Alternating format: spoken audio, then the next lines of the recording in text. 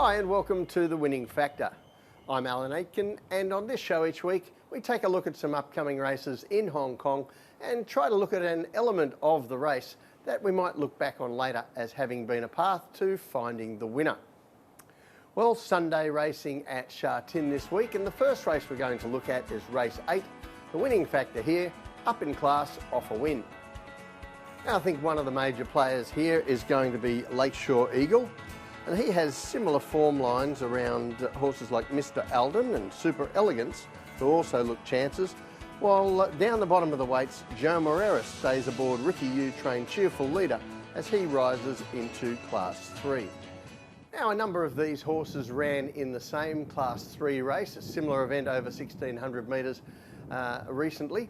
That was race 444, and we're going to take a look at that now. And I want to point out of special note is the heat map here. Now we have a very fast pace in the early stages. The first 800 metres of the race, almost 7 lengths faster than average.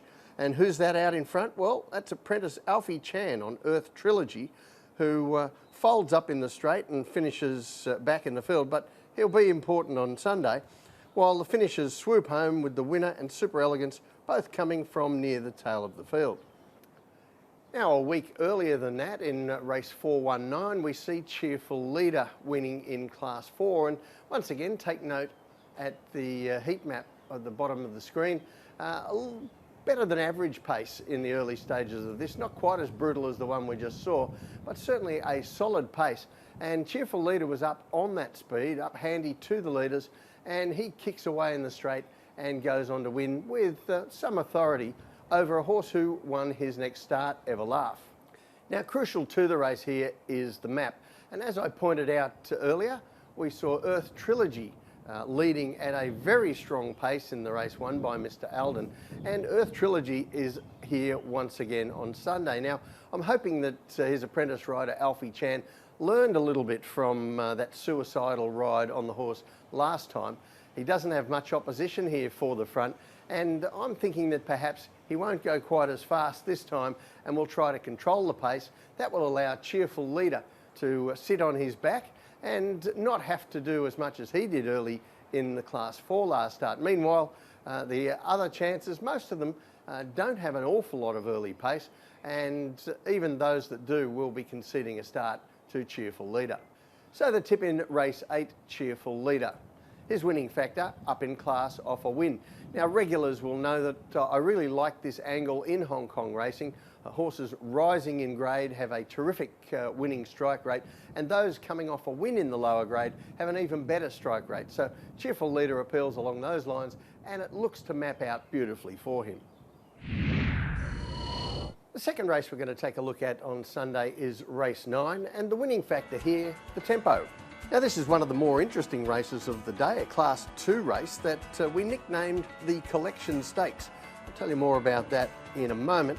But it's a good quality event where I think the chances that stand out are Beauty Legacy, and he's the one for us from the John Size stable, reliable team for Frankie Law, and Winning Delight, trying to make a late derby bid for Casper Founds. And that last point I mentioned there is why we've nicknamed this race the Collection Stakes for many years. It goes back to 2009 when John Moore's leading Derby contender, Collection, didn't actually have a lead-up race to the Derby available to him.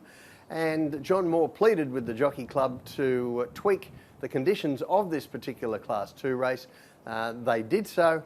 Collection was able to run, win easily, and go on to win the Derby. And ever since, it has been a key lead-up race for the Derby, particularly for horses in the late bid stage of their campaign.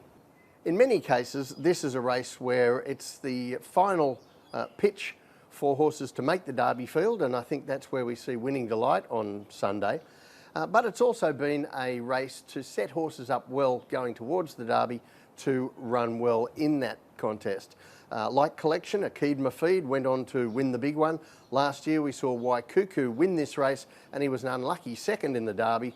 And the others have had various levels of success, with only 2 of them, Sapelli and Happy Guy, older horses who were ineligible for the Derby, and they just did their job spoiling a few dreams.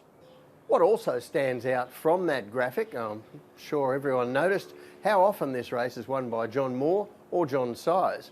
And between them, they have 6 of the runners in Sunday's race this year. And I want to take a look at a couple of the relevant videos here, and by far the most interesting is race 441. This is Beauty Legacy and Reliable Team running in the Classic Cup. Now, Reliable Team, you see him in the green and yellow colours up near the lead. He had his chance and simply wasn't good enough. But Beauty Legacy back in the field in the Beauty Generation colours.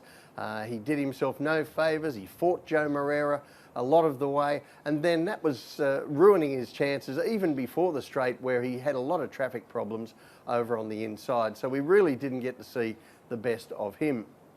So regarding those 2 horses, I'm sure John Size will be hoping for better manners here from Beauty Legacy to try and get him to be more effective at the 1800 metres, while Reliable Team, well beaten there, but he is a horse who's going to be better suited on Sunday coming back to handicap conditions.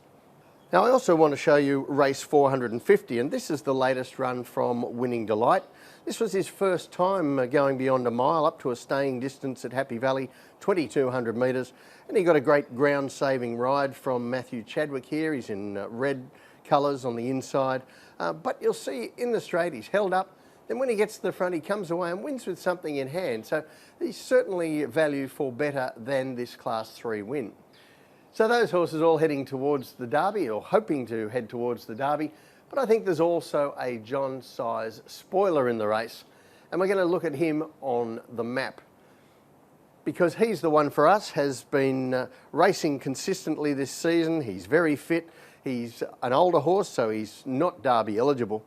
But I do think that the way this plays out, this race, is going to be a problem for a few of the Derby horses, and very suitable for he's the one for us.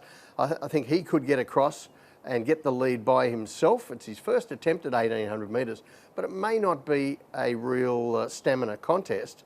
And he and Reliable Team, they'll be in the leading group without a whole lot of pace on, while many of these are going to get back, particularly horses like Beauty Legacy and Winning Delight, who are going to give away good starts. So the tip in race 9, he's the one for us. His winning factor, the tempo. He's going into unknown territory at 1800 metres, but he's very genuine. He's very tactically suited to this race with the tempo the way it is. And I think he could be out there spoiling a few Derby dreams on Sunday. Well, that's it from the winning factor this week. Good luck at Sha Tin on Sunday. We'll see you next time.